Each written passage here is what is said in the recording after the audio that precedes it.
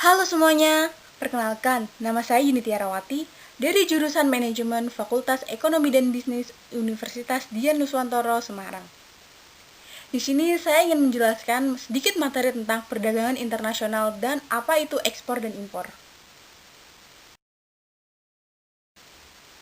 Pertama-tama, kita harus mengerti dulu apa yang dimaksud dengan perdagangan internasional. Perdagangan internasional sendiri adalah perdagangan yang dilakukan oleh suatu negara dengan negara lain atas dasar saling percaya dan saling menguntungkan. Perdagangan internasional di sini dapat berbentuk pertukaran barang atau jasa antar masing-masing negara.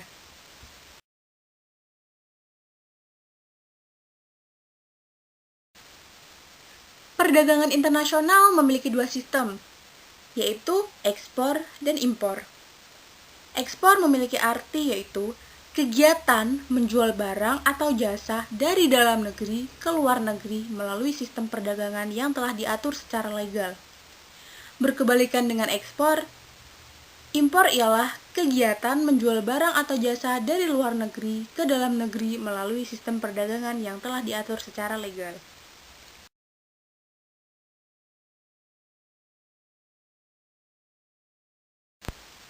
Tentu saja perdagangan internasional memiliki banyak sekali manfaatnya. Ada pula manfaat tersebut ialah mempererat hubungan antar negara baik secara bilateral maupun multilateral. Ada juga meningkatkan kesejahteraan bagi suatu negara melalui pendapatan nasional. Selanjutnya, memperluas pasar dan memperoleh keuntungan. Di lain itu, manfaat dari perdagangan internasional ialah bisa saling transfer teknologi modern dan memperoleh barang yang tidak dapat diproduksi oleh negara sendiri.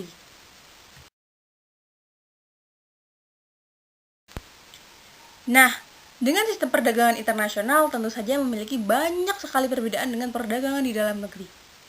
Di sini sudah saya rangkum dalam tabel beberapa faktor pembeda antara perdagangan dalam negeri dengan perdagangan internasional. Faktor yang pertama yaitu faktor transportasi. Pada perdagangan di dalam negeri, faktor transportasi cenderung lebih murah karena memang masih dalam satu lingkup yang sama.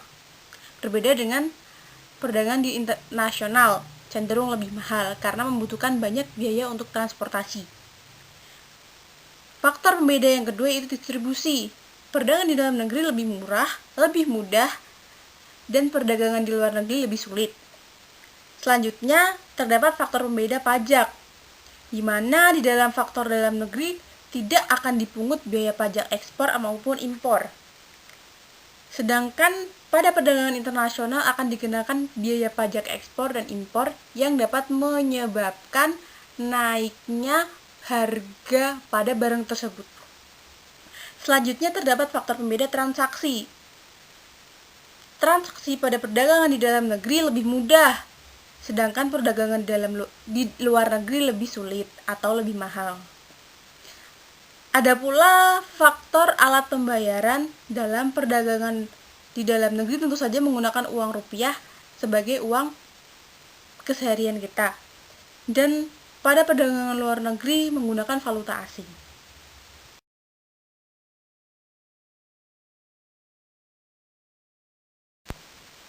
Ada pula strategi yang dapat dilakukan dalam perdagangan internasional adalah dengan melakukan strategi proteksi.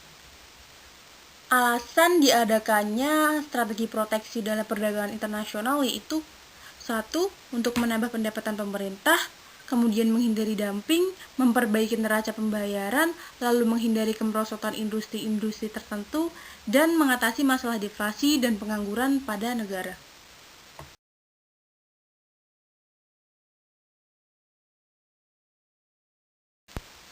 Strategi proteksi memiliki dua jenis.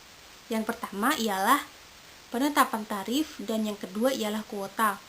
Dalam penetapan tarif terdapat 3 macam, yaitu bea ekspor, bea transito, dan bea impor. Bea ekspor sendiri memiliki arti pajak yang dikenakan kepada barang yang diangkut ke negara lain.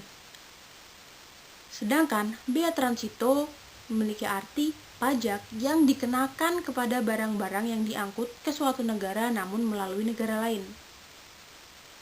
Bea impor sendiri memiliki arti pajak yang dikenakan kepada barang-barang yang masuk ke suatu negara.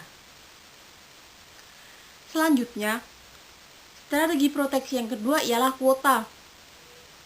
Dalam kuota terbagi menjadi 4 jenis. Ada kuota impor, kuota ekspor, subsidi, dan dumping. Kuota impor bersifat absolut atau kuota yang besar dan kecilnya ditentukan sendiri oleh suatu negara tanpa persetujuan negara lain. Sama halnya dengan kuota impor, kuota ekspor juga dapat dibatasi jumlahnya dengan tujuan menjamin tersedianya barang di dalam proporsi yang cukup. Selanjutnya ada pula subsidi, yang memiliki arti yaitu kebijakan pemerintah melalui bantuan kepada produsen dalam negeri agar dapat menekan biaya produk asing. Dan yang terakhir terdapat dumping, yaitu kebijakan suatu negara dengan cara menjual barang ke luar negeri lebih murah dibandingkan di dalam negeri.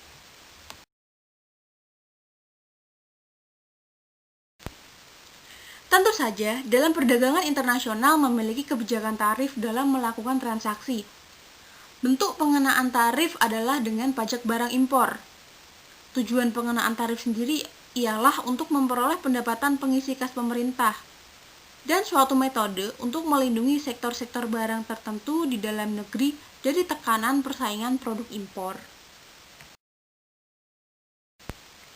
Tentu saja, pada kebijakan pengenaan tarif akan memiliki beberapa dampak, entah itu dari segi positif maupun dari segi negatif.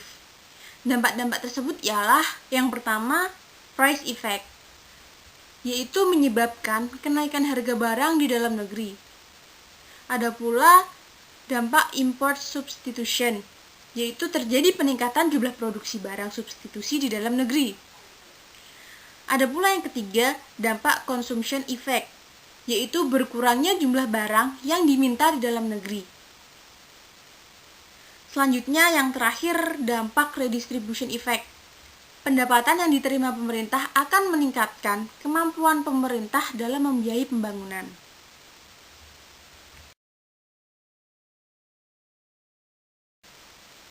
Demikian materi yang dapat saya sampaikan. Atas perhatiannya, saya ucapkan terima kasih.